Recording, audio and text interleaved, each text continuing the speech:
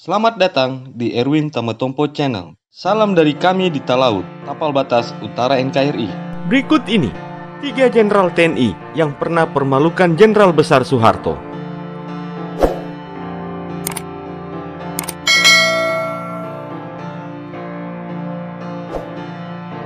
Sosok Jenderal Besar Soeharto menjadi sosok presiden yang begitu disegani, bahkan sejak sebelum dirinya menjabat sebagai Presiden Republik Indonesia.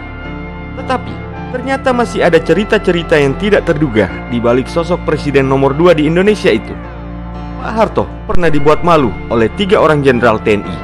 Saat Pak Harto setelah menaiki jabatan sebagai seorang presiden, nasib ketiga orang jenderal itu kemudian berubah drastis.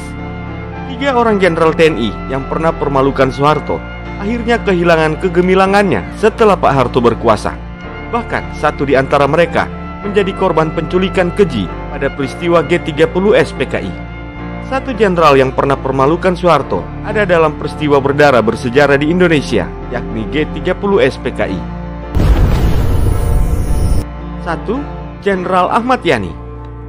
Mantan Wakil Perdana Menteri Indonesia di tahun 1960-an, yakni Subandrio, menerbitkan memoar berjudul Kesaksianku tentang G30S pada tahun 2000 lalu. Dalam buku tersebut, Subandrio melancarkan serangan balik ke Soeharto. Beliau menuding Soeharto justru telah melakukan kudeta merangkak terhadap kekuasaan Soekarno. Menurut Subandrio, Soeharto punya rekam jejak yang buruk jauh sebelum peristiwa G30S PKI. Yang pertama, semasa di divisi Diponegoro, Soeharto menjalin relasi dengan pengusaha Tionghoa Lim Sio Leong dan Bob Hasan. Subandrio menyebut orang-orang ini menjalankan bisnis penyelundupan berbagai barang. Kabarnya, Ahmad Yani sangat marah, sampai-sampai dalam suatu kejadian, Yani menempeleng Soeharto. Soeharto dianggap mempermalukan Korps Angkatan Darat. Tidak hanya itu, Kepala Staf Angkatan Darat Jenderal A.H. Nasution juga dikabarkan pernah memecat Soeharto sebagai Pangdam Diponegoro secara tidak hormat. Soeharto dianggap telah menggunakan institusi militernya untuk mengumpulkan uang dari perusahaan-perusahaan di Jawa Tengah. Sebagai penguasa perang, saya merasa ada wewenang mengambil keputusan darurat untuk kepentingan rakyat. Ialah barter dengan gula dan beras. Saya tugasi Bob Hasan melakukan barter ke Singapura dengan catatan beras harus datang terlebih dahulu ke Semarang. Demikian pengakuan Soeharto dalam buku Pikiran Ucapan dan Tindakan Saya tahun 1989. Soeharto kemudian diselamatkan oleh Mayor Jenderal TNI Gatot Subroto. Menurut Gatot Subroto, Soeharto masih bisa dibina dan akhirnya Soeharto pun disekolahkan di Seskuat Bandung. 2. Nasib Jenderal A.H. Nasution. Nasib Jenderal A.H. Nasution dan Jenderal Ahmad Yani berbeda saat peristiwa penculikan Jenderal Angkatan Darat pada tanggal 30 September 1965. Ahmad Yani tewas sementara A.H. Nasution berhasil melarikan diri. Namun, Nasution harus kehilangan putrinya, yakni Ade Irma Suryani. Sedangkan Nasution masih hidup hingga tahun 2000. Selepas menjadi ketua MPRS dan melantik Soeharto sebagai presiden kedua, karirnya terus meredup. Pada masa Orde Baru, Nasution nyaris tidak kebagian peran mengurus negara. Yang terjadi malah ia dicekal oleh Orde Baru. Nasution juga tidak boleh muncul dalam acara kenegaraan di mana ada Presiden Soeharto. Bahkan sampai urusan mobil Holden Primer tua lungsuran dari Hankam yang dipakai oleh Nasution sehari-hari ikut ditarik dari kediamannya. Sebuah cerita di penghujung hayatnya malah membuat banyak orang bersedih.